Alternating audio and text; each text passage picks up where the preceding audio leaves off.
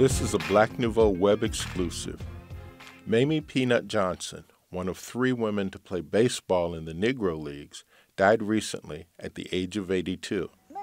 She was a native of South Carolina and the first woman to pitch in the Negro Leagues.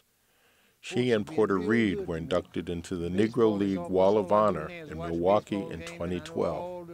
Warren Anderson covered the ceremonies. You'd think that being the first female Negro League player would be a challenge, but according to Mamie Johnson, it wasn't. That wasn't a challenge to me. No, because I started playing ball with the fellas ever since I was a child. I'd say 7, 8 years old.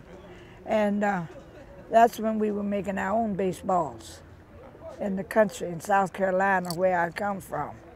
And that's how I learned to play, you know. And then I went to New Jersey after my grandmother died. I was fortunate enough to play with the PAL club in Jersey. And then my mother bought a home in D.C. That's where I live now. And then I started playing ball with what we call the Sunday League with the fellas, you know. And I was at the right place at the right time. I asked Mamie what advice she would give to the youth of today. First of all, make sure that you want to do it. Because if you don't want to do it, you're not going to be good at it. That's the first thing. And if you do find that you like what you're doing, do it well.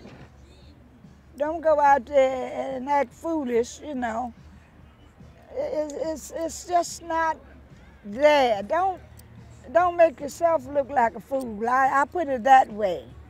I mean, if you want to do it, and put everything that you have into it, you know, and be the best.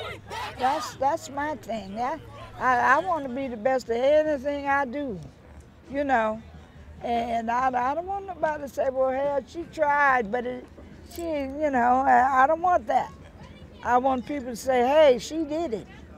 So that's my thing. The sports have been real good to me. And baseball is that's all I do now is watch a baseball game, and I know all the Negro League players in the past.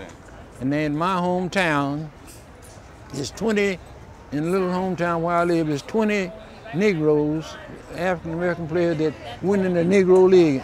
And that's the record, the world record, just 20 out of one town went there. We have 4 for Chicago American Giants, 4 for Birmingham Black Barons, and 2 for Memphis Red Sox and everything. And just, you know, and it's the greatest ball player ever lived in my hometown was named Lafayette Dumas. He died when he was 23, but he was in the same class with Satchel Paige. I played with Satchel Paige, and I played against all Satchel Paige, Buck O'Neill. I played against all those players when I was with the Houston Eagles. And baseball has been my life, and I still love it. I asked Porter Reed what he thought about the future of baseball for young African Americans. I've been to Houston to speak to the young black African American that's dropping out of baseball, playing football and basketball. But they just dropping out, and the Cubans, the Puerto Ricans, and the Mexicans that's all just taking over baseball. And I've been going around to try to encourage the young blacks to get back in baseball. We dominated baseball in the 30s and the 40s, right. The blacks did, but after Jackson Robinson got up there, you know, he played with UCLA, and he played with the whites, and Branch Rickey got him. He wasn't the best ball player when he chose him, but he had played with the white boys and everything. He got him and put him in there, and he turned out to be the best baseball, but a lot of players better than he was at that time. In honor of the tribute, both teams wore their throwback uniforms. Mamie and Porter both got to throw out ceremonial first pitch. Mamie even had the additional honor of meeting her favorite brewer, Niger Morgan.